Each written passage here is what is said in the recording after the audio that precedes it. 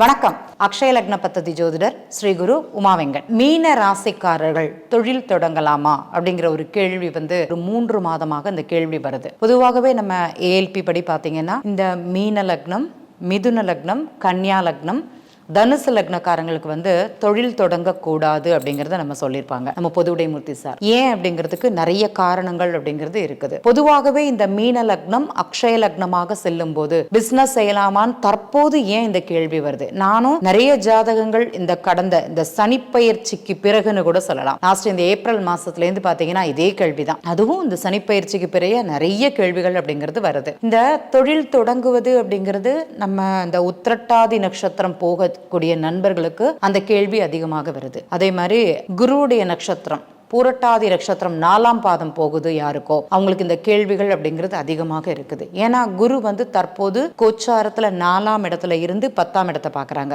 இண்டிவிஜுவலா business பண்ணலாமா இல்லைன்னா நான் ஜாயிண்ட் பிசினஸ் பண்ணலாமா அப்படிங்கிற ஒரு கேள்விதான் நிறைய பேருக்கு இருக்குது.